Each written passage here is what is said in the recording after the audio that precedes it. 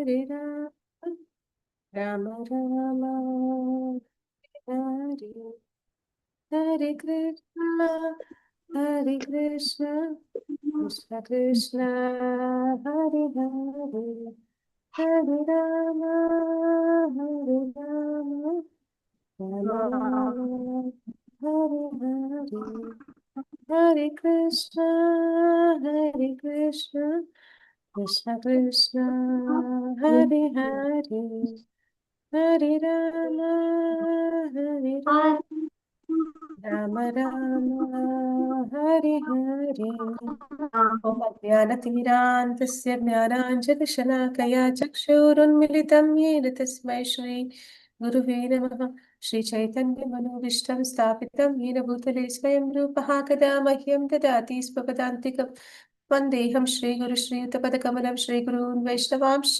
श्रीरूपं साग्रजातं सहगण रघुनाथान्वितं तं सजीवं साद्वैतं सावधूतं परिजनसहितं कृष्णचैतन्यदेवं श्रीराधाकृष्णपादान् सहगण ललिता श्रीविशाखान्वितांश हे कृष्णा करुणा सिन्धु दीनबन्धु जगत्पते गोपीश गोपिकान्त राधाकान्त नमोऽस्तुते तप्त काञ्चन गौराङ्गी राधे वृन्दावनेश्वरी वृषभानुसुते देवी प्रणमामि हरिप्रिये वाञ्छाकल्पतरुभ्यश्च कृपा सिन्धुभ्य एव च पतितनां पावनेभ्यो वैष्णवेभ्यो नमो नमः नमो विष्णुपादाय कृष्णप्रेष्ठाय भूतले श्रीमति भक्तिवेदांत स्वामी नितिरामिने नमस्ते सरस्वती देवी गौरवाणी प्रचारिणी निर्विशेष शून्यवादी पाश्चात्य देशधारिणी जय श्री कृष्ण चैतन्य प्रभु नित्यानंद श्री द्वैत गदाधर श्रीवासादि गौर भक्त वृंद हरे कृष्णा कृष्ण कृष्ण हरे हरे हरे राम राम राम हरे हरे ಹರೇ ಕೃಷ್ಣ. ಎಲ್ಲರಿಗೂ ಶ್ರೀ ಶ್ರೀ ರಾಧಾ ಗೋವಿಂದ ಮಂಗಳೂರು ಇಸ್ಕಾನ್ನಿಂದ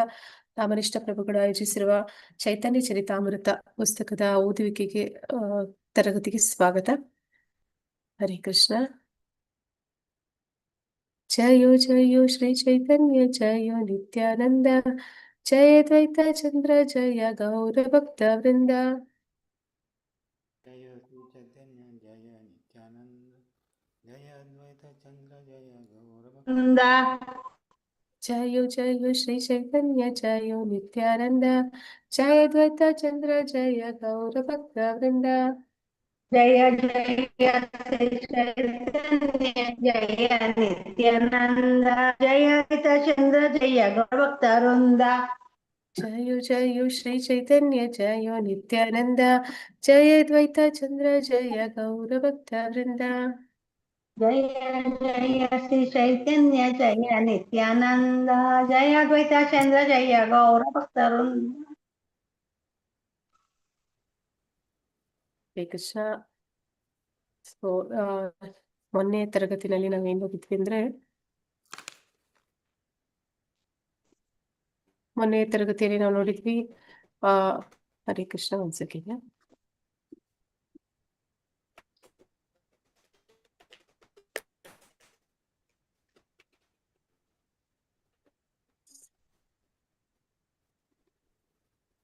ರಾಜು ಪ್ರಭುಜಿ ಯಾರಾದ್ರೂ ಡಿಸ್ಟರ್ಬೆನ್ಸ್ ಮಾಡಿದ್ರೆ ಸ್ವಲ್ಪ ಮ್ಯೂಟ್ ಮಾಡ್ತೀರಾ ಪ್ರಭುಜಿ?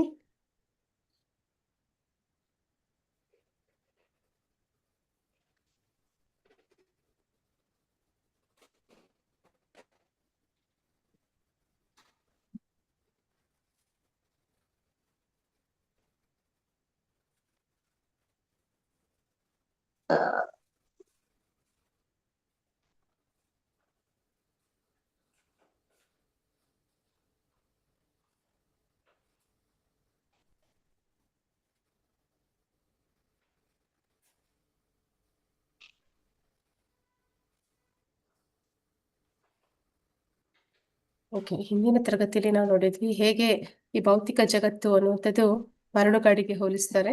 ಇಲ್ಲಿ ಸುಖ ಅನ್ನುವಂಥದ್ದು ಅದೇನಿದೆ ಅದು ವಾಸ್ತವದಲ್ಲಿ ಸುಖ ಅಂದ್ರೆ ಅದು ಪ್ರೇಮ ಅಲ್ಲ, ಬರೀ ಕಾಮ ಅಷ್ಟೇ. ಕಾಮದ ಹಿಂದೆ ನಾವು ಅದರಲ್ಲಿ ಸಿಗುವಂತ ಆನಂದ ಅನ್ನುವಂಥದ್ದು ಒಂದು ಹನಿಗೆ ಸಮಾನ ಅಂತ ಹೇಳ್ತಾರೆ. ನಮ್ಮ ಹೃದಯ ಅನ್ನುವಂಥದ್ದು ಒಂದು ಮರಳುಗಾಡಿಗೆ ಹೋಲಿಸಿದ್ರೆ ಅದರಲ್ಲಿ ಒಂದೇ ಒಂದು ಹನಿ ಸುಖ ಅಥವಾ ಆನಂದ, ಪ್ರೇಮ ಅನ್ನುವಂಥದ್ದು ಅದು ಹೃದಯಕ್ಕೆ ತೃಪ್ತಿಯನ್ನು ಕೊಡೋದಿಲ್ಲ. ನಿಜವಾದ ತೃಪ್ತಿ ಅನ್ನುವಂಥದ್ದು ಭಗವಂತನ ಪಾದಕಮಲಗಳನ್ನ ಸೇವೆ ಮಾಡಿದಾಗ ಮಾತ್ರ ಸಿಗುವಂತದ್ದು. ಆ ಆ ಸಂತೋಷ, ಆ ಆನಂದ ಅನ್ನುವಂಥದ್ದು ಅದು ಸಾಗರಕ್ಕೆ ಹೋಲಿಸ್ಬೋದು ಅನ್ನೋದನ್ನ ನೋಡಿದ್ವಿ. ಅಂತಹ ಒಂದು ಆನಂದವನ್ನ ಭಗವಂತ ಕೊಡ್ತಾನೆ. ಮತ್ತೆ ಅದಕ್ಕೆ ನಿತ್ಯಾನಂದ ಮಹಾಪ್ರಭುಗಳ ಒಂದು ಆಶೀರ್ವಾದ ಎಷ್ಟು ಮುಖ್ಯ ಅನ್ನೋದನ್ನ ನಾವು ನೋಡ್ತಾ ಇದ್ದೀವಿ. ಶ್ಲೋಕ 225. ಸಾಕ್ಷಾತ್ ವ್ರಜೇಂದ್ರ ಸುತದ್ ಈತೆ ನಾಹಿ ಆನ ಏವ ಆಜ್ಞೆ ಕರೆ ತಾರೆ ಪ್ರತಿಮಾ ಹೇನ ಜ್ಞಾನ. ಹರೇ ಕೃಷ್ಣ. ಪದ್ಮಾ ಮಾತಾಜಿ. ಹರೇ ಕೃಷ್ಣ ಮಾತಾಜಿ. ಹಾ ಶ್ಲೋಕ ಮಾತಾಜಿ. 225. ಸಾಕ್ಷಾತ್ ರೋಜೇಂದ್ರ ಸುತ ಹಿತೆ ನಹಿ ಹನ ಏಬಾಗ್ನೆ ಕರೆ ತಾದ್ರೆ ಪ್ರತಿಮಹೇನ ಜ್ಞಾನ. ಸಾಕ್ಷಾತ್ ಪ್ರತ್ಯಕ್ಷವಾಗಿ ರೋಜೇಂದ್ರ ಸುತ ಮತ್ತೆ ರೋಜೇಂದ್ರ ಸುತ ನಂದ ಮಹಾರಾಜನ ಮಗ. ಇತೆ ಈ ವಿಚಾರವಾಗಿ, ನಾಹಿ ಅಲ್ಲಿ ಇಲ್ಲ, ಆನ ಯಾವುದೇ ನಿರೀಕ್ಷೆ, ಏಬ ಏನಾದರೂ, ಆಜ್ಞೆ ಒಬ್ಬ ಮೂರ್ಖ ಮನುಷ್ಯ, ಕರೆ ಮಾಡುತ್ತಾನೆ, ತಾಜೆ ಅವನಿಗೆ, ಪ್ರತಿಮಾಹೀನ ಒಂದು ವಿಗ್ರಹವಾಗಿ, ಜ್ಞಾನ ಅಂತಹ ಪರಿಗಣನೆ. ಅನುವಾದ ಸ್ವಲ್ಪ ಮೇಲೆ ಮಾಡಿ ಮತ್ತೆ. ಅನುವಾದ: ಅವನು ರಜದ್ವಾರಿಯ ಸಾಕ್ಷಾತ್ ಪುತ್ರ ಎಂಬುದರಲ್ಲಿ ಯಾವ ಅನುಮಾನವೂ ಇಲ್ಲ. ಮೂರ್ಖನು ಮಾತ್ರ ಅವನನ್ನು ಒಂದು ವಿಗ್ರಹ ಎಂದು ಪರಿಗಣಿಸುತ್ತಾನೆ. ಹರೇ ಕೃಷ್ಣ ಮಾತಾಜಿ. ಹರೇ ಕೃಷ್ಣ ಮಾತಾಜಿ. ಧನ್ಯವಾದಗಳು ಮಾತಾಜಿ. ಇಲ್ಲಿ ಏನಂತ ಹೇಳ್ತಾ ಇದ್ದಾನೆ ಅಂದ್ರೆ, ಕೃಷ್ಣದಾಸ ಕವಿರಾಜ ಗೋಸ್ವಾಮಿಗಳು ನಮ್ಗೆ ಏನ್ ತಿಳಿಸ್ಕೊಡ್ತಾ ಇದ್ದಾರೆ ಅಂದ್ರೆ, ಅರ್ಚಾ ವಿಗ್ರಹ ರೂಪದಲ್ಲಿ ಭಗವಂತ ಅರ್ಚಾ ಅವತಾರವಾಗಿ ನಮ್ಗೆ, ಅಂದ್ರೆ ನಮ್ಮ ಇಂದ್ರಿಯಗಳು ಅಪರಿಪೂರ್ಣ, ಆ ಇಂದ್ರಿಯಗಳ ಮೂಲಕ ನಾವು ಭಗವಂತನನ್ನ ಕಾಣ್ಲಿಕ್ಕೆ ಸಾಧ್ಯ ಆಗೋದಿಲ್ಲ. ಆದ್ರೆ ಅದನ್ನ ಸುಲಭ ಮಾಡೋದಕ್ಕೆ ಭಗವಂತ ಏನ್ ಮಾಡ್ತಾ ಇದ್ದಾನೆ, ನಮ್ಮ ಇಂದ್ರಿಯಗಳಿಗೆ ಗೋಚರ ಆಗುವ ರೂಪದಲ್ಲಿ ಅವನು ಕಾಣಿಸ್ಕೊಳ್ತಾ ಇದ್ದಾನೆ. ಅದು ಅವನು ನಮ್ಮ ಮೇಲೆ ತೋರಿಸ್ತಿರುವಂತಹ ಅಪಾರ ಅವ್ಯಾಜ್ಯ ಕರುಣೆ ಅನ್ನುವಂಥದ್ದು. ಆ ಆ ಒಂದು ಅರ್ಚಾ ವಿಗ್ರಹವನ್ನ ಯಾರು ಆ ಒಂದು ಬರೀ ಅದೊಂದು ವಿಗ್ರಹ ಅಷ್ಟೇ, ಶಿಲೆ ಅಷ್ಟೇ, ಅಥವಾ ಅದೊಂದು ಬೊಂಬೆ ಅಂತ ಯಾರು ಪರಿಗಣಿಸ್ತಾನೆ ಅಂತವರನ್ನ ಇಲ್ಲಿ ಮೂರ್ಖರು ಅಂತ ಇಲ್ಲಿ ಕರಿತಾ ಇದ್ದಾರೆ. ಶ್ಲೋಕ 226. ಸೇಯಿ ಅಪರಾಧೆ ತಾರ ನಾಹಿ ಕನಿಸ್ತಾರ ಘೋರ ನಾರ ಕೇತೆ ಪಾಡೆ ಕಿ ಬಲಿ ಬಹಾರ. ಹೇ ಕೃಷ್ಣ, ಯಾರು ಓದಿರ್ಲಿಲ್ಲ ಇಲ್ಲಿವರೆಗೂ ಓದ್ಬೋದು.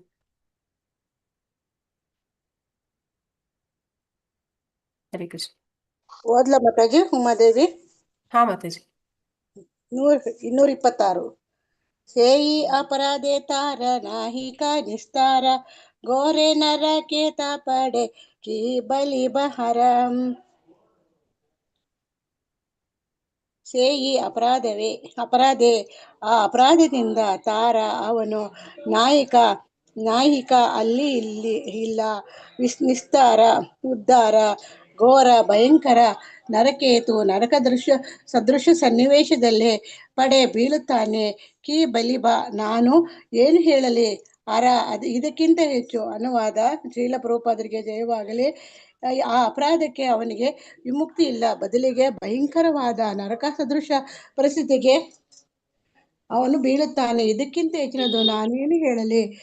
ಭಾವಾರ್ಥ: ಜೀವ ಗೋಸ್ವಾಮಿಯವರು ತಮ್ಮ ಭಕ್ತಿ ಸಂದರ್ಭ ಎಂಬ ಗ್ರಂಥದಲ್ಲಿ ಹೀಗೆ ಹೇಳಿದ್ದಾರೆ. ಭಕ್ತಿ ಸೇವೆಯ ವಿಷಯದಲ್ಲಿ ಯಾರು ನಿಜವಾಗಿ ಬಹಳ ಗಂಭೀರ. ಕೇಳಿಸ್ತಾ ಇದೆ ಮಾತಾಜಿ? ಕೇಳ್ತಿದೆ ಮಾತಾಜಿ. ಮಾತಾಜಿ ಕೇಳಿಸ್ತಾ ಇದೆಯಾ? ಕೇಳಿಸ್ತಿದೆ ಮಾತಾಜಿ.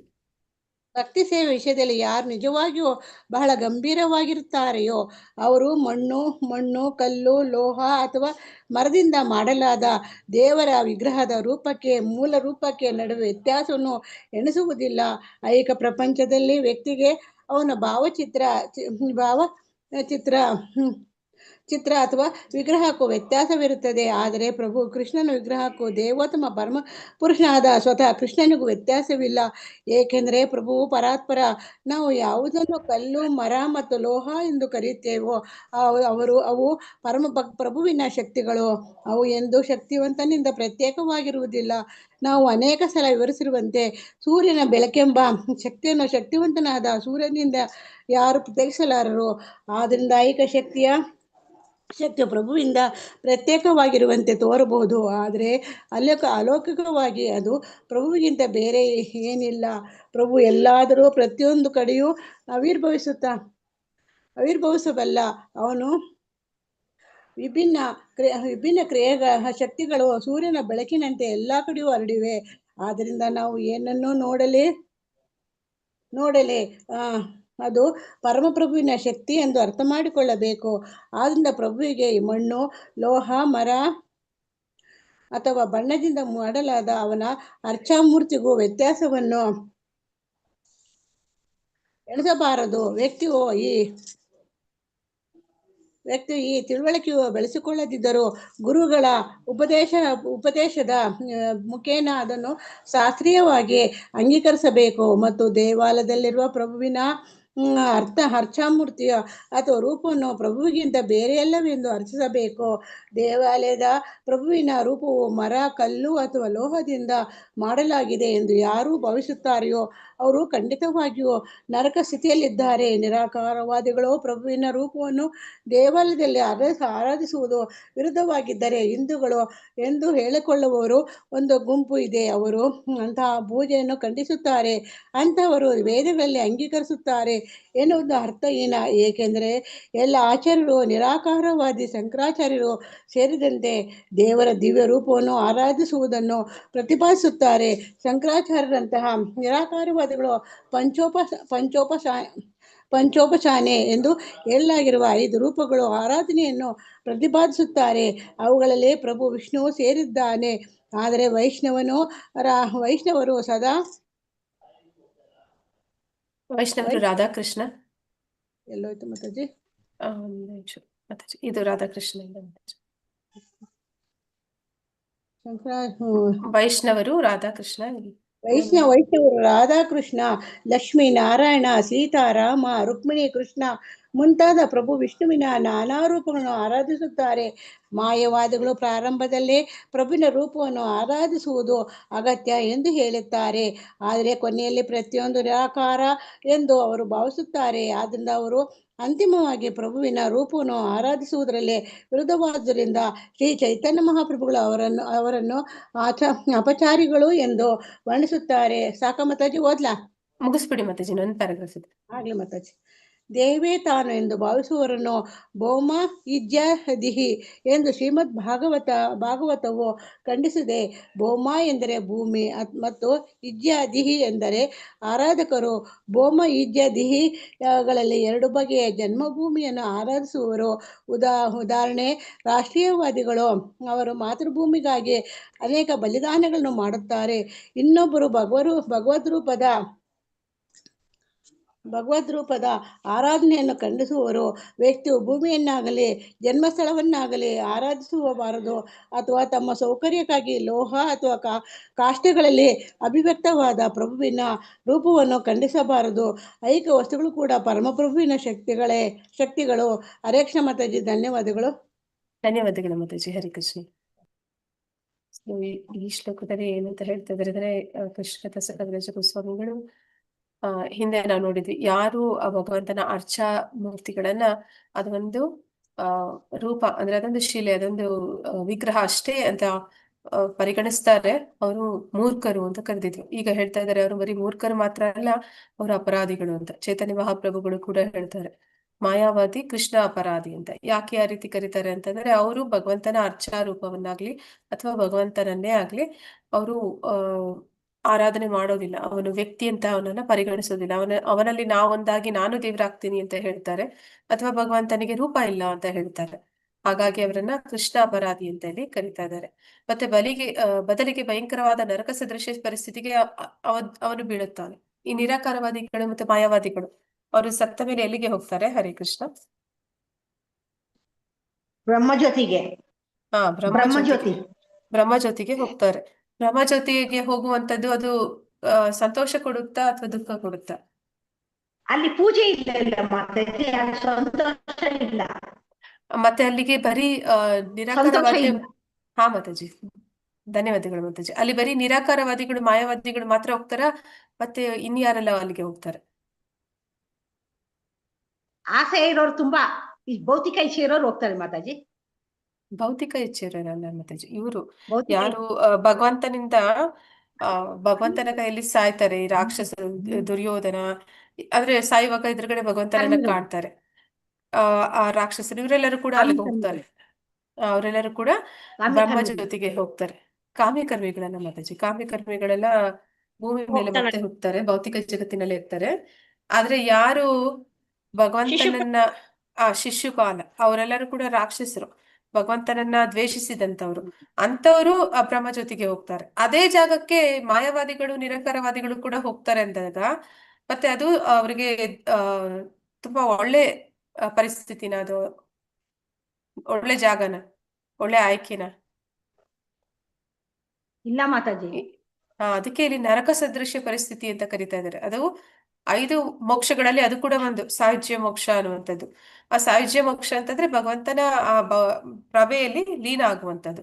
ಅದು ಭಕ್ತರಿಗೆ ಇಷ್ಟ ಇಲ್ಲ. ಯಾಕೆ ಅಂದ್ರೆ ಅಲ್ಲಿ ಭಕ್ತರ ಸಂಘ ಸಿಗೋದಿಲ್ಲ, ಮತ್ತೆ ಅಲ್ಲಿ ಯಾರಿದ್ದಾರೆ ಅವ್ರಿಗೆ ಭಗವಂತನ ಸೇವೆ ಸಿಗೋದಿಲ್ಲ.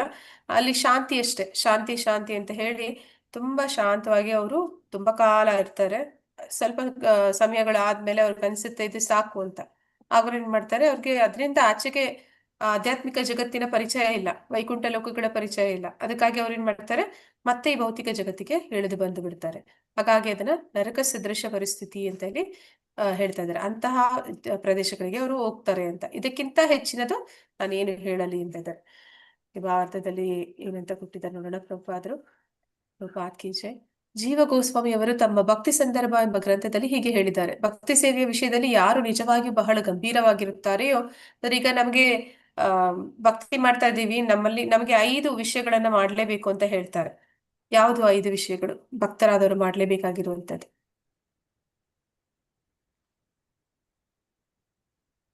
ಒಂದು ಹರಿನಾಮ ಸಂಕೀರ್ತನೆ, ಇನ್ನೊಂದು ಮಥುರಾ ವಾಸ ಅಂದ್ರೆ ಭಗವಂತ ಇದ್ದಂತಹ ವೃಂದಾವನ, ಮಥುರಾ ಅಂತಹ ಒಂದು ಪ್ರದೇಶಗಳಿಗೆ ಭೇಟಿ ಕೊಡುವಂಥದ್ದು.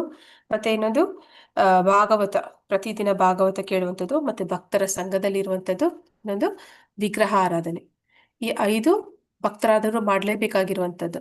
ಆದ್ರೆ ಇದನ್ನ ಯಾರು ಭಕ್ತರಿದ್ದಾರೆ ಅವರು ಅದನ್ನ ಗಂಭೀರವಾಗಿ ತಗೊಳ್ಳೋದ್ರಿಂದ ಅವ್ರು ಏನ್ ಮಾಡ್ತಾರೆ, ಭಗವಂತನ ವಿಗ್ರಹ ಅದು ಮಣ್ಣು, ಕಲ್ಲು, ಲೋಹ, ಮರ ಅಂತ ನೋಡೋದಿಲ್ಲ, ಅದರಲ್ಲಿ ಭಗವಂತನ ರೂಪವನ್ನ ಕಾಣ್ತಾರೆ. ಅರ್ಚಾ ವಿಗ್ರಹದಲ್ಲಿ ಯಾವಾಗ ಭಗವಂತನ ಪ್ರಾಣ ಪ್ರತಿಷ್ಠೆ ಆಗುತ್ತೆ, ನೇರವಾಗಿ ಭಗವಂತ ಇಳಿದು ಬರ್ತಾನೆ, ಅರ್ಚಾ ಅವತಾರವಾಗಿ ನಮ್ಗೆ ಕಾಣಿಸ್ಕೋತಾನೆ. ಅಂದ್ರೆ ನಮಗೆ ಆ ಒಂದು ಯೋಗ್ಯತೆ ಇಲ್ಲ, ನಮ್ಮ ಇಂದ್ರಿಯಗಳ ಮೂಲಕ ಭಗವಂತನನ್ನ ಕಾಣುವಷ್ಟು ನಾವು ಭಾಗ್ಯಶಾಲಿಗಳಲ್ಲ. ಆದ್ರೂ ಕೂಡ ನಮಗೂ ಕೂಡ ಆ ಒಂದು ಅವಕಾಶ ಕೊಡೋದಕ್ಕೆ ಭಗವಂತ ಅರ್ಚಾ ರೂಪದಲ್ಲಿ, ವಿಗ್ರಹದ ರೂಪದಲ್ಲಿ ಅವನು ಬರ್ತಾನೆ. ಇದನ್ನ ಭಕ್ತರಾದವರು ಅದನ್ನ ಸ್ವೀಕಾರ ಮಾಡ್ತಾರೆ. ಆದ್ರೆ ವಾಸ್ತವದಲ್ಲಿ ಹೇಳ್ಬೇಕು ಅಂತಂದ್ರೆ ನಾವು ಬೇರೆ, ನಮ್ಮ ಭಾವಚಿತ್ರ ಬೇರೆ. ಹೌದಲ್ವಾ? ಹರೇ ಕೃಷ್ಣ. ನಾನು ಒಂದೇ, ನನ್ನ ಭಾವಚಿತ್ರನೂ ಒಂದೇ ಅಂತ ಹೇಳಕ್ಕಾಗತ್ತಾ? ನಮ್ ಫೋಟೋ ಇಟ್ಕೊಂಡ್ರೆ ಅದಕ್ಕೂ ನಮ್ಗೂ ವ್ಯತ್ಯಾಸ ಇದೆಯಾ ಇಲ್ವಾ? ವ್ಯತ್ಯಾಸ ಇದೆ ಮಾತಾಜಿ. ಹೌದು ಮಾತಾಜಿ. ಆದ್ರೆ ಭಗವಂತನಿಗೆ ಹಾಗಲ್ಲ.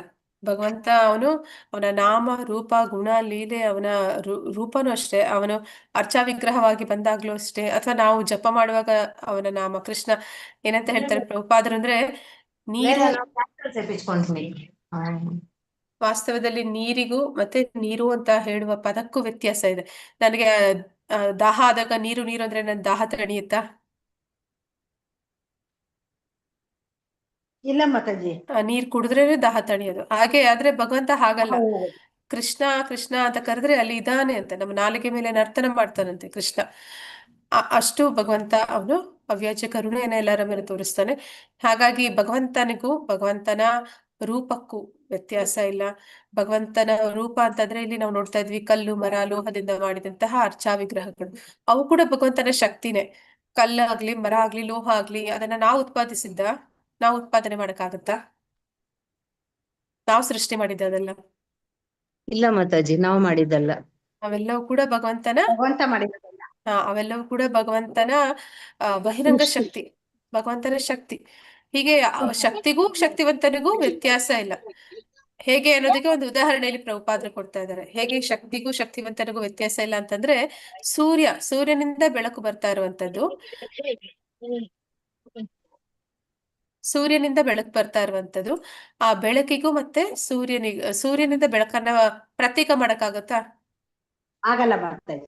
ಸೂರ್ಯನ ನಾವು ಸೂರ್ಯ ಅಂತ ಕರಿತಾ ಇರೋದೇ ಅವನ ಬೆಳಕು ಅವನ ಹತ್ರ ಇರೋದ್ರಿಂದ, ಹೌದಲ್ವಾ? ಅದರಿಂದ ತಾನೇ ನಾವು ಗುರುತಿಸ್ತೀವಿ ಅದು ಸೂರ್ಯ ಅಂತ.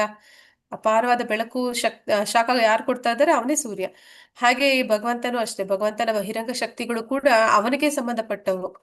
ಅವು ಕೂಡ ಅವನಿಂದ ಪ್ರತ್ಯೇಕ, ಅಂದ್ರೆ ಅವನಿಂದ ಹೊರತುಪಡಿಸಿ ಇಲ್ಲ. ಹಾಗಾಗಿ ಭಗವಂತ ಮತ್ತೆ ಭಗವಂತನ ಅರ್ಚಾ ವಿಗ್ರಹ ಎರಡಕ್ಕೂ ಯಾವುದೇ ವ್ಯತ್ಯಾಸ ಇಲ್ಲ ಅನ್ನೋದನ್ನಲ್ಲಿ ಹೇಳ್ತಾ ಇದ್ದಾರೆ.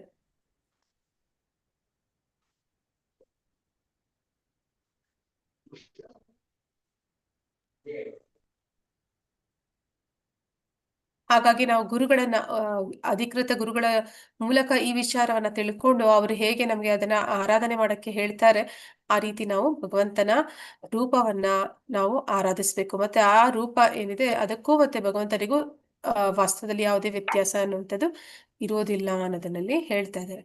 ಆದ್ರೆ ಕೆಲವು ಜನ ಯಾರು ಅಂದ್ರೆ ಈಗ ನಿರಾಕಾರವಾದಿಗಳು, ನಾವು ಭಗವತ್ ಸಾಕ್ಷಾತ್ಕಾರದಲ್ಲಿ 3 ಹಂತಗಳಿದೆ ಅಲ್ವಾ? ಯಾವುದು ಆ 3 ಹಂತಗಳು? ಯಾರಾದ್ರೂ ಹೇಳ್ತೀರಾ? ಹರೇ ಕೃಷ್ಣ. ಬ್ರಹ್ಮಾಂಡ ಸಾಕ್ಷಾತ್ಕಾರ, ಪರಮಾತ್ಮ ಸಾಕ್ಷಾತ್ಕಾರ, ಭಗವಾನ್ ಸಾಕ್ಷಾತ್ಕಾರ. ಮಾತಾಜಿ, ಧನ್ಯವಾದಗಳು ಮಾತಾಜಿ. ಅಂದ್ರೆ ಈ 3 ಹಂತಗಳಲ್ಲಿ ನಾವು ಭಗವಂತನನ್ನ ಅರ್ಥ ಮಾಡ್ಕೊಳ್ಳೋದಕ್ಕೆ ಪ್ರಯತ್ನ ಪಡ್ತೀವಿ ಅಂತ. ಸೊ ಯಾರು ಬ್ರಹ್ಮನ್ ಸಾಕ್ಷಾತ್ಕಾರದ ಹಂತದಲ್ಲಿದ್ದಾರೆ ಅವರು ಕೂಡ ಆಧ್ಯಾತ್ಮಿಕವಾದಿಗಳೇ. ಆದ್ರೆ ಅವ್ರು ಏನ್ ಮಾಡ್ತಾರೆ, ಮೊದಲ ಹಂತದಲ್ಲಿ ಇದ್ದಾರೆ, ಇನ್ನೂ ಅವರು ಬೆಳಿಬೇಕಾಗಿದೆ, ಇನ್ನು ಅವರು ತಿಳ್ಕೊಳ್ಬೇಕಾಗಿದೆ. ಆದ್ರೆ ಪ್ರಥಮ ಹಂತದಲ್ಲಿಯೇ ಇರುವಂತವ್ರು ಅದರಿಂದ ಮುಂದಕ್ಕೆ ಇನ್ನೇನು ಇಲ್ಲ ಅಂತ ಅನ್ಕೊಳ್ತಾರೆ ಅಂದಾಗ ಅವ್ರೇನಾಗ್ತಾರೆ? ನಿರಾಕಾರವಾದಿಗಳು ಅಥವಾ ಮಾಯಾವಾದಿಗಳಾಗ್ತಾರೆ. ಅವ್ರೇನ್ ಮಾಡ್ತಾರೆ, ಈ ಅರ್ಚಾ ವಿಗ್ರಹಗಳು ಏನಿದೆ ಅದನ್ನ ಅವರು ಭಗವಂತ ಅಂತ ಪರಿಗಣಿಸೋದಿಲ್ಲ. ಅದಕ್ಕೆ ವಿಗ್ರಹ ಆರಾಧನೆಗೆ ಅವರು ವಿರೋಧ ಮಾಡ್ತಾರೆ. ಅವರು ಕೂಡ ಹಿಂದೂಗಳ ಅಂತ ಹೆಸರಲ್ಲಿ ಅಂದ್ರೆ ಕರೆಸ್ಕೋತಾರೆ, ಆದ್ರೆ ಅವರು ಭಗವಂತನ ಅರ್ಚಾ ವಿಗ್ರಹಕ್ಕೆ ಪೂಜೆ ಮಾಡೋದಿಲ್ಲ. ಮತ್ತೆ ಅವ್ರೇನ್ ಮಾಡ್ತಾರೆ, ವೇದಗಳ ಅಧ್ಯಯನ ಮಾಡ್ತಾರೆ, ವೇದಗಳನ್ನ ಅಂಗೀಕರಿಸ್ತಾರೆ, ಆದ್ರೆ ಭಗವಂತನನ್ನ ಒಪ್ಕೊಳ್ಳೋದಿಲ್ಲ. ಆದ್ರೆ ವೇದಗಳ ಮೂಲ ಏನು? ವೇದಗಳು ಕೊನೆಯಲ್ಲಿ ನಮ್ಗೆ ಏನನ್ನ ತಿಳಿಸ್ಕೊಡ್ತವೆ? ಭಗವಂತನಂತೆ ಕೃಷ್ಣನ್ ತಿಳಿಸ್ಕೊಡುತ್ತೆ ಮತ್ತೆ ಅದು. ವೇದಗಳಲ್ಲಿ ಉಪನಿಷತ್ತುಗಳಿವೆ. ಆ ಉಪನಿಷತ್ತುಗಳ ಸಾರ ಏನು ಅಂತಂದ್ರೆ ಅದು ದೇವೋತ್ತಮ ಪರಮ ಪುರುಷ ಕೃಷ್ಣ ಅನ್ನುವಂಥದ್ದು. ಆ ಹಂತಕ್ಕೂ ಕೂಡ ಇವರು ಹೋಗಿಲ್ಲ, ಬರೀ ವೇದಗಳನ್ನ ಅಧ್ಯಯನ ಮಾಡ್ತಾ ಇದ್ದಾರೆ ಅಷ್ಟೇ. ಅಷ್ಟರಲ್ಲೇ ಅವರು ಈ ಒಂದು ದೇವತಾ ಆರಾಧನೆ ಅಥವಾ ಅರ್ಚಾ ವಿಗ್ರಹದ ರೂಪದಲ್ಲಿ ಭಗವಂತನ ಆರಾಧನೆಯನ್ನು ಅವರು ವಿರೋಧಿಸ್ತಾರೆ. ಅಂತವರನ್ನ ಇಲ್ಲಿ ನಿರಾಕಾರವಾದಿಗಳು ಅಂತ ಕರಿತಾ ಇದ್ದಾರೆ.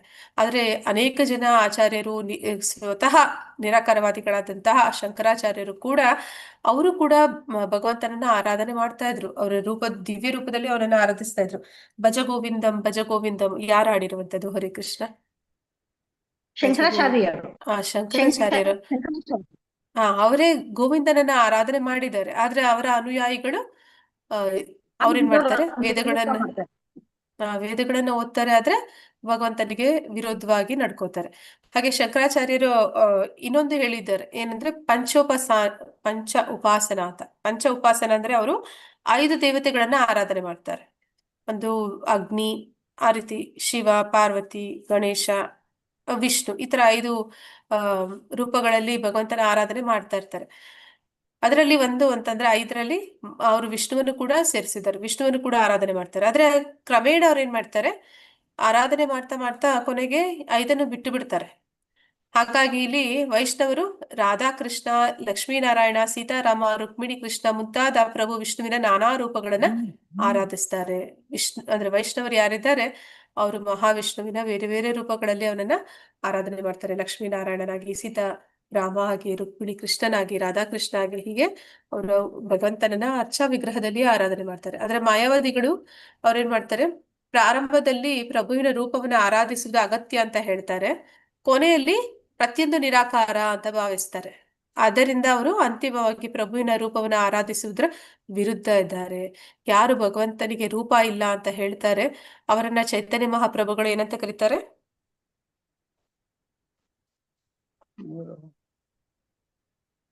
ನಿರಾಕಾರವಾದಿಗಳು. ಅವರನ್ನ ಚೈತನ್ಯ ಮಹಾಪ್ರಭುಗಳು ಮಾಯಾವಾದಿ, ಕೃಷ್ಣ ಅಪರಾಧಿ ಅಂತ ಕರೀತಾರೆ. ಕೃಷ್ಣನ ಅಪರಾಧಿಗಳು ಅವರು ಅಂತ ಕರೀತಾರೆ, ಕೃಷ್ಣನಿಗೆ ಅಪರಾಧ ಮಾಡಿದವರು ಅಂತ. ಸೊ ಹಾಗಾಗಿ ನಾವು ನಿರಾಕಾರವಾದಿಗಳು ಅಥವಾ ಮಾಯಾವಾದಿಗಳಾಗಬಾರ್ದು, ನಾವು ವೈಷ್ಣವರಾಗಬೇಕು. ದೇಹವೇ ತಾನು ಅಂತ ಭಾವಿಸುವವರು, ಅಂದ್ರೆ ದೇಹ ಭಾವನೆಯಲ್ಲಿ ಯಾರಿದ್ದಾರೆ ಅಂತವ್ರು ಏನ್ ಮಾಡ್ತಾರೆ, ಈ ಭೌತಿಕ ಜಗತ್ತಿನಲ್ಲಿ ಇರೋ ಜನ ಸಾಧಾರಣ ಬದ್ಧಾತ್ಮರು ಅವ್ರು ಹೇಗೆ ನಡ್ಕೋತಾರೆ, ಅವರು ಯಾವ ದೇಶದಲ್ಲಿ ಹುಟ್ಟಿದ್ದಾರೆ, ಯಾವ ಧರ್ಮದಲ್ಲಿ ಹುಟ್ಟಿದ್ದಾರೆ, ಆ ಒಂದು ಧರ್ಮನೇ ನನ್ನದು, ಆ ಒಂದು ದೇಶನೇ ನನ್ನದು ಅಂತ ಹೇಳ್ತಾರೆ. ಈಗ ಭಾರತದಲ್ಲಿ ಹುಟ್ಟಿದ್ರೆ ಅವರು ಪಾಕಿಸ್ತಾನದಲ್ಲಿ ಇರುವವರೆಲ್ಲ ಅವರಿಗೆ ಶತ್ರುಗಳಾಗಿರ್ತಾರೆ. ಇದು ಸಾಧಾರಣವಾಗಿ ಎಲ್ಲರೂ ಮಾಡ್ತಾರಲ್ವಾ, ಹೌದಲ್ವಾ? ಮತ್ತೆ ಹಿಂದೂ ಧರ್ಮದಲ್ಲಿ ಹುಟ್ಟಿರುವವರು ಮುಸ್ಲಿಮ್ಸ್ ಧರ್ಮ ಅಥವಾ ಇನ್ಯಾವುದೋ ಧರ್ಮದವರನ್ನ ನೋಡಿದ್ರೆ ಅವರು ಅಸೂಯೆ ಇಟ್ಕೋತಾರೆ, ಹೌದಲ್ವಾ? ಒಬ್ಬರ ಮೇಲೆ ಒಬ್ರು ಹೌದು ದ್ವೇಷ ಮಾತಾಜಿ. ಸಾಧಿಸ್ತಾರೆ. ಯಾಕೆ ಆ ರೀತಿ ಮಾಡ್ತಾರೆ ಅಂದ್ರೆ ಅವರು ದೇಹ ಭಾವನೆಯಲ್ಲಿ ಇದ್ದಾರೆ ಅಂತ ಇಲ್ಲಿ ಹೇಳ್ತಾ ಇದ್ದಾರೆ. ಆದ್ರೆ ಏನಾಗುತ್ತೆ ಅಂತಂದ್ರೆ, ಸಾಯುವ ಸಂದರ್ಭದಲ್ಲಿ ನಾವು ತುಂಬಾ ಯಾರನ್ನ ದ್ವೇಷಿಸ್ತೀವಿ, ಆ ಅಥವಾ ಯಾರನ್ನ ಪ್ರೀತಿಸ್ತೀವಿ, ಅದೇ ಅವರನ್ನೇ ಅಂದ್ರೆ ಅದೇ ರೂಪವನ್ನ ಪಡಿತೀವಿ ಅಂತ ನೋಡ್ತೀವಿ ಅಲ್ವಾ. ಸಾಯೋ ಸಂದರ್ಭದಲ್ಲಿ ಯಾರನ್ನ ನೆನೆಸ್ತೀವಿ ಆ ರೂಪನೇ ಸಿಗುತ್ತಲ್ವಾ ನಮ್ಗೆ. ಭರತ ಮಹಾರಾಜನಿಗೆ ಜಿಂಕೆ ರೂಪ ಸಿಕ್ಕಿತಲ್ವಾ. ಹೌದು ಹರೇ ಮಾತಾಜಿ. ಕೃಷ್ಣ. ಹಾಗೇನೆ ಹೌದು ನಾವು ಕೂಡ ಮಾತಾಜಿ. ದೇಹ ಭಾವನೆಯಲ್ಲಿದ್ದು ನಾನು ಈ ದೇಶಕ್ಕೆ ಸೇರಿದವನು, ಈ ಜಾತಿಗೆ ಸೇರಿದವನು ಅಂತ ಅನ್ಕೊಂಡ್ರೆ, ಸಾಯುವಾಗ ನಮ್ಗೆ ಯಾರ ಮೇಲೆ ತುಂಬಾ ದ್ವೇಷ ಇತ್ತು ಅವರ ದೇಶದಲ್ಲಿ ಅವರಾಗಿಯೇ ಹುಟ್ಟುತ್ತೀವಂತೆ. ಮುಂದಿನ ಜನ್ಮದಲ್ಲಿ ನಾವು ಯಾರನ್ನ ದ್ವೇಷಿಸ್ತಿದ್ವಿ ಅವರ ಜಾತಿಯಲ್ಲಿ ಹುಟ್ಟಿ ಅವರ ದೇಶದಲ್ಲೇ ಹುಟ್ತೀವಂತೆ. ಹಾಗೆ ಈ ರೀತಿ ದೇಹದ ಭಾವನೆಯಿಂದ ಯಾರು ಇಟ್ಕೊಂಡಿದ್ದಾರೆ ಅವರನ್ನ ಇಲ್ಲಿ ಏನಂತ ಕರಿತಾ ಇದ್ದಾರೆ, ಭೌಮ ಇಜ್ಜದಿ ಅಂತ ಕರಿತಾ ಇದ್ದಾರೆ ಭಾಗವತದಲ್ಲಿ. ಅದನ್ನ ಖಂಡಿಸಿದೆ ಅಂತಾನು ಹೇಳ್ತಾ ಇದ್ದಾರೆ. ಭೌಮ ಇಜ್ಜದಿ ಅಂತಂದ್ರೆ ಭೂಮಿಯನ್ನ, ಇಜ್ಜದಿ ಅಂತಂದ್ರೆ ಎರಡು ಬಗೆ ಅಂತ. ಆ ಯಾವುದು ಎರಡು ಬಗೆಯಲ್ಲಿ ಭೂಮಿಯ ಬಗ್ಗೆ ಹೇಳ್ತಾ ಇದ್ದಾರೆ ಅಂದ್ರೆ, ಭೂಮಿಯ ಆರಾಧಕರು, ಜನ್ಮಭೂಮಿಯನ್ನ ಆರಾಧಿಸುವವರು. ನನ್ನ ದೇಶ, ನನ್ನ ಜಾತಿ, ನನ್ನ ಧರ್ಮ ಅಂತ ಯಾರು ಇಟ್ಕೊಂತಾರೆ, ಅದಕ್ಕೆ ಅಂಟುಕೋತಾರೆ, ಆ ರೀತಿ ಜನ್ಮಭೂಮಿನ ಆರಾಧಿಸ್ತಾರೆ. ಉದಾಹರಣೆಗೆ ರಾಷ್ಟ್ರೀಯತಾವಾದಿಗಳು ಅವರ ಮಾತೃಭೂಮಿಗಿಂತ ಅನೇಕ ಬಲಿದಾನಗಳನ್ನ ಮಾಡ್ತಾರೆ. ಅಂದ್ರೆ ಮಾತೃಭೂಮಿ, ಈ ಭೂಮಿಗೋಸ್ಕರ. ಅಂದ್ರೆ ಈಗ ನಾವು ನೋಡ್ತೀವಿ ಸೈನಿಕರು, ಅವರು ಕೂಡ ಆ ದೇಶಕ್ಕಾಗಿ ತಮ್ಮ ಇಡೀ ಬದುಕನ್ನೇ ಅದಕ್ಕಾಗಿ ಅರ್ಪಿಸ್ತಾರೆ. ಮುಂದಿನ ಜನ್ಮ ಅಂತ ಇದ್ರೆ ಅವ್ರು ಮತ್ತೆ ಯಾವ ದೇಶಕ್ಕೆ ವಿರುದ್ಧವಾಗಿ ಅವರು ಹೋರಾಡ್ತಾ ಇದ್ರು ಆ ದೇಶದಲ್ಲಿ ಆ ಜಾತಿಯ ಜನರಲ್ಲಿ ಜನ್ಮವನ್ನ ಪಡಿತಾರೆ. ಇನ್ನೊಬ್ಬರು ಭಗವದ್ ರೂಪದ ಆರಾಧನೆನ ಖಂಡಿಸುವವರು. ಎರಡು ರೀತಿ ಭೌಮ ಇಜ್ಜದಿ ಅಂತ ಹೇಳ್ತಾ ಇದ್ದಾರೆ. ಇಜ್ಜದಿ ಅಂತಂದ್ರೆ ಭೂಮಿ ಆರಾಧಕರಲ್ಲಿ ಎರಡು ರೀತಿ ಜನ ಇದ್ದಾರೆ ಅಂತ. ಯಾವುದು ಅಂದ್ರೆ, ಒಂದು ಭೂಮಿಯನ್ನ ಆರಾಧನೆ ಮಾಡುವಂತಹ ರಾಷ್ಟ್ರೀಯತಾವಾದಿಗಳು, ಇನ್ನೊಬ್ರು ಯಾರು, ಇನ್ನೊಬ್ರು ಭಗವದ್ ರೂಪದ ಆರಾಧನೆಯನ್ನ ಖಂಡಿಸುವವರು. ಅಂದ್ರೆ ಭಗವಂತನಿಗೆ ರೂಪ ಇದೆ ಅನ್ನೋದನ್ನ ಆ ನಿರಾಕರಿಸುವಂತವ್ರು, ನಿರಾಕಾರವಾದಿಗಳು. ಈ ಇಬ್ಬರು ಕೂಡ ಭೌಮ ಇಜ್ಜದಿಯಲ್ಲಿ ಬರ್ತಾರೆ. ವ್ಯಕ್ತಿಯು ಭೂಮಿಯನ್ನ ಆಗಲಿ ಜನ್ಮಸ್ಥಳವನ್ನ ಆಗಲಿ ಆರಾಧಿಸಬಾರದು ಇಲ್ಲಿ ಹೇಳ್ತಾ ಇದ್ದಾರೆ. ಭೂಮಿ ಎನ್ನುವಂಥದ್ದು ಇಡೀ ಬ್ರಹ್ಮಾಂಡ ಎಲ್ಲವೂ ಕೂಡ ಒಂದೇ. ಅಲ್ಲಿರುವಂತವ್ರೆಲ್ಲರನ್ನು ಕೂಡ ಆ ಒಂದು ವ್ಯಕ್ತಿಗತ ಆತ್ಮ ಸ್ವರೂಪದಲ್ಲಿ ಕಾಣ್ಬೇಕು. ಅವರೆಲ್ಲರೂ ಬದ್ಧಾತ್ಮರಾಗಿದ್ದಾರೆ. ಬದ್ಧಾತ್ಮರಾದವರೆಲ್ಲರೂ ಕೂಡ ಪುಣ್ಯವಂತರ, ಭಾಗ್ಯಶಾಲಿಗಳ, ಪಾಪಿಗಳ. ಹರೇ ಕೃಷ್ಣ. ಯಾರು ಭೂಮಿ ಮೇಲೆ ಹುಟ್ಟುತ್ತಾರೆ?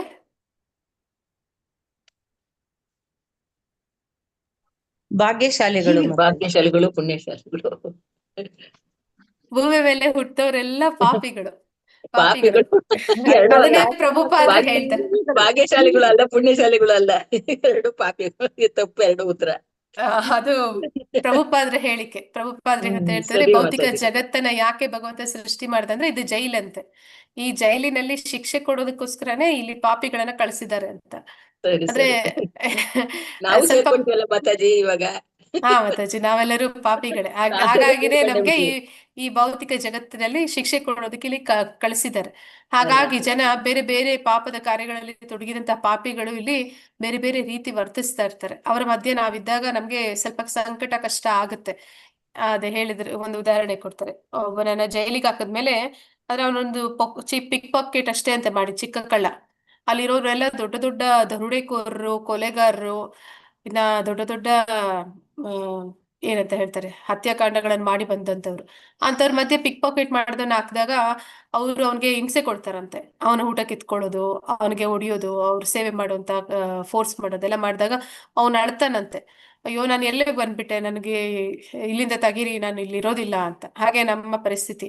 ಅಂದ್ರೆ ಇಲ್ಲಿ ನಾವು ಹೇಳ್ತೀವಿ ಬೇರೆ ಜನ ನಮ್ಮ ಹಾಗೆ ಇಲ್ಲ, ಅವರು ನಮ್ಗಿಂತ ವ್ಯತಿರಿಕ್ತವಾಗಿದ್ದಾರೆ, ನಮ್ಗೆ ವಿರುದ್ಧವಾಗಿದ್ದಾರೆ, ನಮ್ಗಿಂತ ಕೆಟ್ಟವರಿದ್ದಾರೆ. ನಾವು ಸ್ವಲ್ಪ ಕೆಟ್ಟ ಪ್ರಮಾಣದಲ್ಲಾದ್ರೂ ಕೆಟ್ಟದ್ ಮಾಡಿದಕ್ಕೆ ಇಲ್ಲಿಗೆ ಬಂದಿದೀವಿ, ಅವರು ದೊಡ್ಡ ದೊಡ್ಡ ಪ್ರಮಾಣದಲ್ಲಿ ಮಾಡಿದವರು. ಆಗ ನಮ್ಗೆ ಅನಿಸುತ್ತೆ, ಓ ಈ ಜಾತಿ ಬೇಡ, ಈ ಭೂಮಿ ಬೇಡ, ಈ ಜನ ಬೇಡ, ಆತರ ಎಲ್ಲ ಅನಿಸ್ತಾ ಇರುತ್ತೆ. ಆದ್ರೆ ಅಂತಹ ಮನೋಭಾವನ ಇಟ್ಕೋಬಾರ್ದು ಅಂತ ಇಲ್ಲಿ ಹೇಳ್ತಾ ಇದ್ದಾರೆ. ವ್ಯಕ್ತಿಯು ಭೂಮಿಯನ್ನಾಗಲಿ ಜನ್ಮಸ್ಥಳವನ್ನಾಗಲಿ ಆರಾಧಿಸಬಾರದು ಅಂತಾನೆ ಹೇಳ್ತಾ ಇದ್ದಾರೆ. ಅಥವಾ ಯಾಕಂದ್ರೆ ನಾವು ಈ ಭೂಮಿಗೆ ಜೈಲಲ್ಲಿ ಇರೋದಕ್ಕೆ ಬಂದವರಲ್ಲ, ನಾವು ಜೈಲಿನಿಂದ ನಮ್ಮ ಮನೆಗೆ ವಾಪಸ್ ಹೋಗ್ಬೇಕಾಗಿರೋರು. ಇಲ್ಲೇ ಇರೋದನ್ನ ಆರಾಧನೆ ಮಾಡ್ಕೊಂಡಿದ್ರೆ ಮತ್ತೆ ಹೋಗಕ್ಕಾಗತ್ತಾ? ಇಲ್ಲ ಮುಂದೆ ಮಾತಾಜಿ, ಆಗೋದಿಲ್ಲ. ಹಾಗಾಗಿ ಹೇಳ್ತಾ ಇದ್ದಾರೆ, ಭಗವಂತನ ಪೂಜೆ ಮಾಡ್ಬೇಕು. ಇದು ಬಾಡಿಗೆ ಮನೆ, ನಾವು ಸ್ವಂತ ಮನೆಗೆ ಹೋಗ್ಬೇಕು. ಇಲ್ಲೇ ಇರೋದಕ್ಕೆ ನಮ್ಗೆ ಕಷ್ಟ ಆಗುತ್ತೆ, ಅಂದ್ರೆ ಇಲ್ಲಿ ಶಾಶ್ವತವಾಗಿ ಉಳಿಯೋದಕ್ಕೆ ಆಗಲ್ಲ. ಅಥವಾ ನಮ್ಮ ಸೌಕರ್ಯಗಳಕ್ಕಾಗಿ ಲೋಹ ಅಥವಾ ಕಾಷ್ಟಗಳಿಂದ ಅಭಿವ್ಯಕ್ತವಾದ ಪ್ರಭುವಿನ ರೂಪವನ್ನ ಖಂಡಿಸಬಾರದು. ಅಂದ್ರೆ ಭಗವಂತನನ್ನ ಅರ್ಚಾ ವಿಗ್ರಹದಲ್ಲಿ ಆರಾಧನೆ ಮಾಡೋದನ್ನ ವಿರೋಧಿಸಬಾರದು ಅಂತ ಹೇಳಿ ಹೇಳ್ತಾ ಇದ್ದಾರೆ. ಐಹಿಕ ವಸ್ತುಗಳು ಕೂಡ ಪರಮ ಪ್ರಭುವಿನ ಶಕ್ತಿಗಳೇ.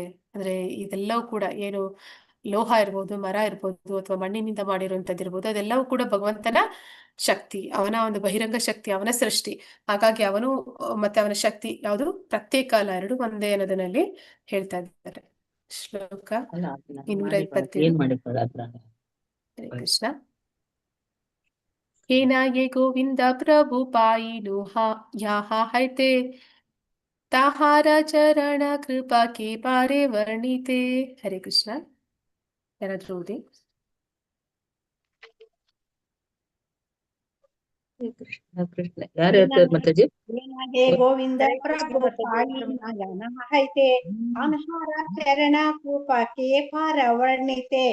ಹೇನ ಹೀಗೆ, ಏ ಗೋವಿಂದ ಈ ಪ್ರಭು ಗೋವಿಂದ, ಪ್ರಭು ಒಡೆಯ, ಪಾಯಿನ ನಾನು ಪಡೆದೆ, ಯಹನಹ ಹೈತೆ ಯಾರಿಂದ, ತನ್ಹಾರ ಅವನ, ಚರಣ ಕೃಪಾ ಪಾದ ಕಮಲದ ಅನುಗ್ರಹ, ಕೇ ಯಾರು, ಪಾರಾಯ್ ಸಮರ್ಥನಾಗಿದ್ದಾನೆ, ವರ್ಣಿತೆ ವರ್ಣಿಸಲು.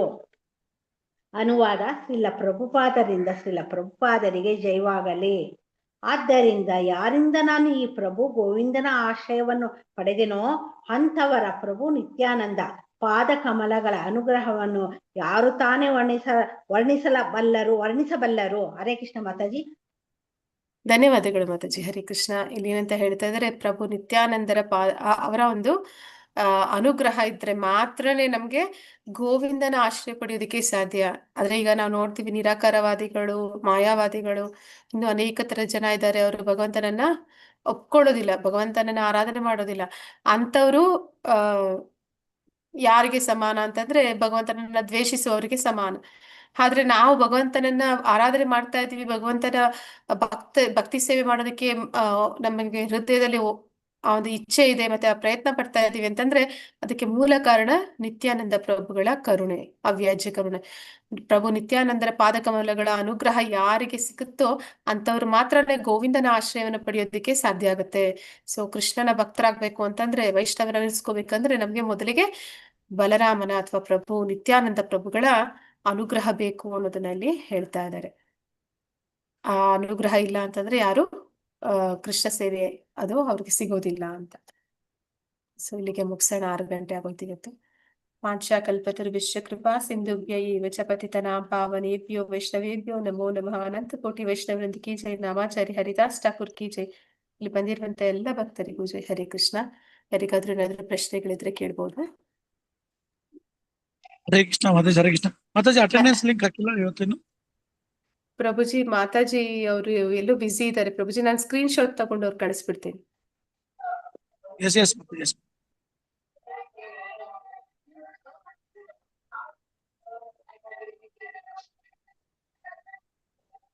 ಓಕೆ, ಬೇರೆ ಏನಾದ್ರೂ ಪ್ರಶ್ನೆಗಳಿದ್ರೆ ಅಥವಾ ಏನಾದ್ರೂ ಹೇಳೋದಿದ್ರೆ ಹರೇ ಹೇಳ್ಬೋದು. ಕೃಷ್ಣ ಮಾತಾಜಿ. ಹಾ ಈಗ ಮಾತಾಜಿ. ಭೂಮಿ ಮೇಲೆ ನಾವೆಲ್ಲ ಪಾಪಾತ್ಮರು ಅಂದ್ರೆ ದೇವತೆಗಳೇನು ಇಲ್ಲಿ ಹುಟ್ಟು ಬರ್ತಾರಲ್ಲ ಮಾತಾಜಿ ಸಾಧನೆ ಮಾಡಕ್ಕೆ? ಹಾ ಮಾತಾಜಿ, ಅಂದ್ರೆ ಇಲ್ಲಿ ಪಾಪಾತ್ಮರು ಅಂತಂದ್ರೆ ನಾವು ಪರಿಶುದ್ಧರಾಗಿ ಹೋಗೋದಿಕ್ಕೆ ಬರೋದು. ಅಂದ್ರೆ ನಮ್ಗೆ ಇಲ್ಲಿ ಇದು ಪರಿಶುದ್ಧತೆ ಆಗೋದಿಕ್ಕೆ ಸರಿಯಾದ ಸ್ಥಳ. ಇಲ್ಲಿ ಜೈಲಿಗೆ ಏನಕ್ಕೆ ಹೋಗ್ತಾರೆ ಅಂದ್ರೆ ಮನ ಪರಿವರ್ತನೆ ಆಗೋದಿಕ್ಕೆ. ಹಾಗಾಗಿ ದೇವತೆಗಳು ಏನಿದ್ದಾರೆ ಅವರು ಉತ್ತಮ ಲೋಕಗಳಲ್ಲಿದ್ದಾರೆ, ನಮಗಿಂತ ಉತ್ತಮವಾದ ಅಂದ್ರೆ ಐಹಿಕ ಲೌಕಿಕವಾಗಿ ಉತ್ತಮವಾದದ್ದು ಸುಖ ಕೊಡುವಂತಹ ಜಾಗಗಳಲ್ಲಿದ್ದಾರೆ. ಅಲ್ಲಿ ಅವರು ಸಾಧನೆ ಮಾಡೋದಕ್ಕೆ ಪ್ರಯತ್ನ ತುಂಬಾ ಜಾಸ್ತಿ ಕಷ್ಟ ಆಗುತ್ತೆ, ಯಾಕಂದ್ರೆ ಜಾಸ್ತಿ ಅವ್ರಿಗೆ ಇಂದ್ರಿಯ ಭೋಗ ಮಾಡೋದಕ್ಕೆ ಅವಕಾಶಗಳಿರುತ್ತೆ. ಹಾಗಾಗಿ ಭೂಮಿ ಅನ್ನುವಂಥದ್ದು ಇದು ಸರಿಯಾದ ಪರಿಸ್ಥಿತಿ ನಮ್ಗೆ ಕರೆಕ್ಟ್ ಆಗಿದೆ ಅಂತ. ಇಲ್ಲಿಗೆ ಬರುವಂತಹ ಜನ ವೃಂದಾವನದಲ್ಲಿ ಅಥವಾ ಇಲ್ಲಿ ಭಗವಂತ ಕೂಡ ಆವಿರ್ಭವಿಸ್ತಾನೆ. ಹಾಗಾಗಿ ಈ ಭೂಮಿ ಅನ್ನುವಂಥದ್ದು ಸ್ವರ್ಗಕ್ಕಿಂತ ಉತ್ತಮ. ಹಾಗಾಗಿ ಅಲ್ಲಿರುವಂತ ದೇವತೆಗಳು ಕೂಡ ಭಗವಂತ ಎಲ್ಲಿ ಹುಟ್ಟಿದ್ದಾನೆ ಅವನಿಗೂ ಅವನ ಇದ್ದಂತಹ ಜನ್ಮಸ್ಥಳಗಳಿಗೂ ಅವನಿಗೂ ಅವನ ಭಕ್ತರಿಗೂ ಅವನಿಗೂ ಅವನ ರೂಪಕ್ಕೂ ನಾಮಕ್ಕೂ ಅವನ ಗುಣ ಲೀಲೆಗಳಿಗೂ ಏನು ವ್ಯತ್ಯಾಸ ಇಲ್ಲ.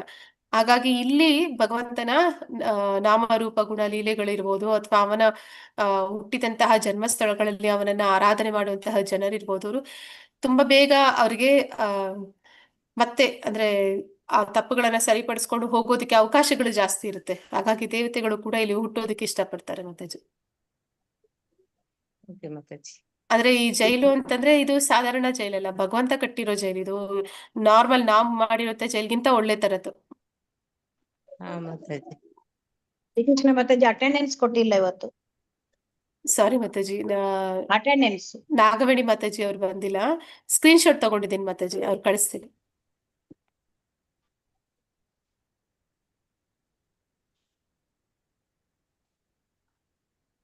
ಸ್ಕ್ರೀನ್ ಶಾಟ್ ಅಲ್ಲಿ ಓಪನ್ ಆಗೋಲಿಲ್ಲ ಕಾಣುತ್ತೆ ಅದು. ಅಂದ್ರೆ ಅವ್ರಿಗೆ ಅಟೆಂಡೆನ್ಸ್ ಕೊಡಕ್ ಹೇಳ್ತೀನಿ ಮಾತಾಜಿ, ಒಬ್ಬೊಬ್ರು ಕೊಡ್ತಾರಲ್ವಾ ಅವರು, ಹಾಗಾಗಿ. ಯಾಕೆಂತಂದ್ರೆ ಇಲ್ಲಿ ಲಿಂಕ್ ಓಪನ್ ಆಗೋದಿಲ್ಲ ಅದು ಸ್ಕ್ರೀನ್ ಶಾಟ್ ಅಲ್ಲಿ. ಅಲ್ಲ ಮಾತಾಜಿ, ಈ ಯಾರ್ಯಾರ ನೇಮ್ ಇದೆ ಅದಲ್ಲ ಅಲ್ಲಿ ಎಂಟ್ರಿ ಮಾಡೋದಕ್ಕೆ.